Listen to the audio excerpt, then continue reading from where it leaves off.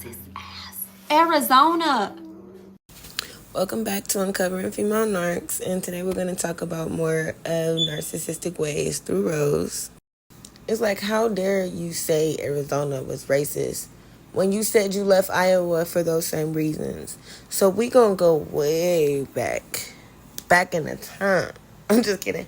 But we're going to go back, and I'm about to post the clip I found where she said the same thing about Iowa. She left Brett in Iowa. So, yeah, we're going to get into that. Arizona, like, baby, the stuff my kids was dealing with in that school, the names they were being called, I had to do that, honey. A story time with y'all about the time that me and my husband moved to Timbuktu for a better job opportunity, and I left his tail right there. Exactly. Like I said, this ain't the first rodeo, okay? This ain't the first time she just up and bounced on him, okay? This time she just tricked him. She's like, I'm going to go on vacation, and then we going to just all be there. Like, what the hell? Yeah, you got to stop bamboozling this man, making him feel like y'all going to be doing something permanent and solidified, and you switch it up, just like your locks. That's why you said you can't buy another wig, because everything you're doing is wishy-washy, ma'am. Let's get back into the video. Because of racism. But yes, me and my husband did move from Las Vegas, Nevada, a very diverse suburb, which actually happens to be the #2 safest big city suburb in America, and I absolutely loved it. I decided. Remember when she talked about Sherman Oaks and how it was not the ghetto? Now she's speaking on Nevada as if Nevada was just some great place. But you left that place too. So, again, she's contradicting herself left and right. She was born and raised in such a good place. She lived in such a great place. Yet you moved to Iowa where you didn't like Iowa. And you moved to Arizona where you didn't like Arizona. And now you're in Hawaii. For all the same reasons. Let's get right back into the video. To move to Timbuktu, which is kind of like in the middle of nowhere, the country, for a better job opportunity for my husband. I made that sacrifice as a woman, knowing that there is literally, you can do the research yourself, 0% population of Black people in Ackworth, Iowa. I moved. She seems to always do research on these places when she moves there, yet after 8-10 months, she finds a reason against that same research to leave. Contradictory narcissist. Again, she shows her own ways. For my husband, as a wife, you know, sometimes you have to make sacrifices. So I did that.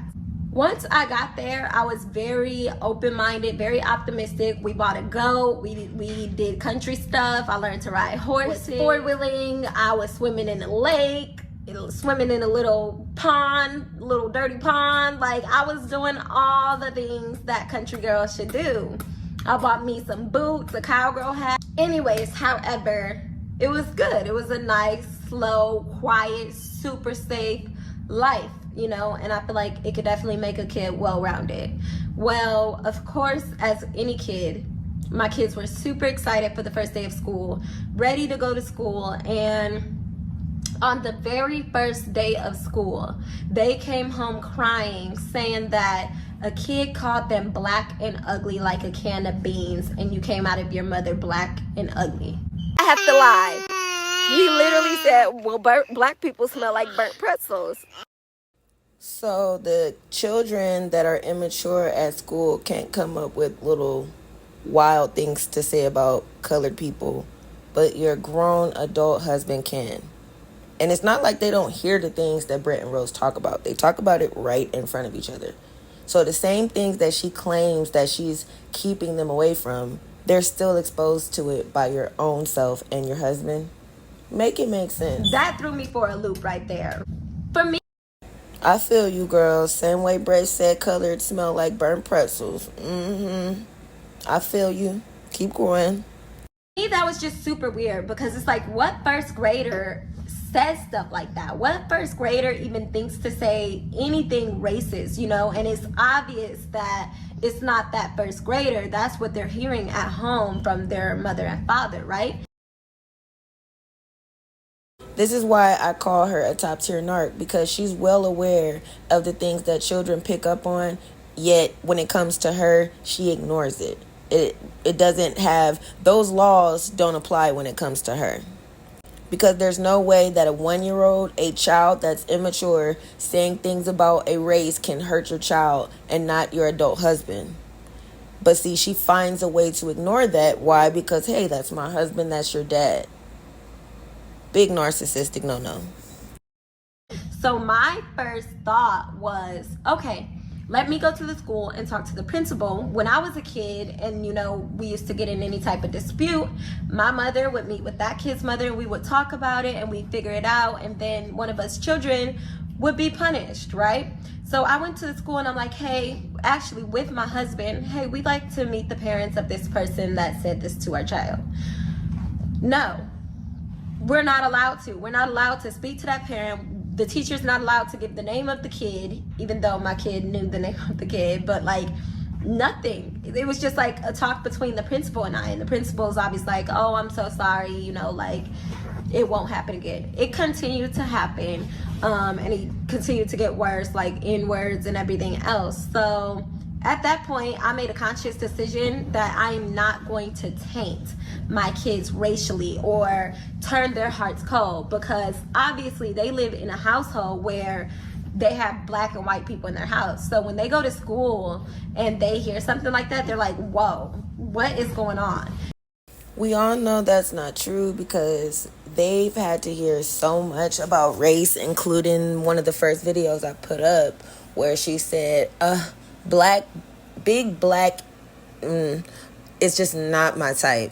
While her black sons are sitting there, and which whom will become big black men at one point, you just called them big black, I'm gonna say knickers, like your knickers that you put on. That's what she called them. Like, dude, you said that white people smell like dogs, and brought up Brett talking about black people smelling like burnt pretzels right in front of them. So how can they go to school acting like, whoa, they never heard it? Girl, they done heard everything around you and Brett.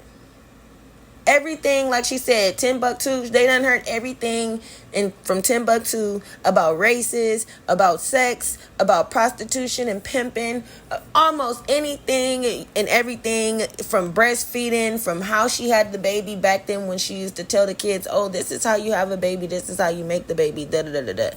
Those kids have been exposed to so much that no, they're not going to go to school saying, whoa. They're actually going to understand. They're honestly just going to feel like there's nowhere we can avoid it. If anything, those kids are going to feel like we can't avoid racism at home. We can't avoid it at school. We can't avoid it in Iowa. We can't avoid it in Arizona. And then I believe it's going to happen in Hawaii. Okay? Race is just a thing. And especially in this generation we live in now. So she's going to keep finding all these contradicting narcissistic reasons of why she's moving her family, when the truth is that she is just a self-centered narc. You love red steaks. And I'm out. Baby red.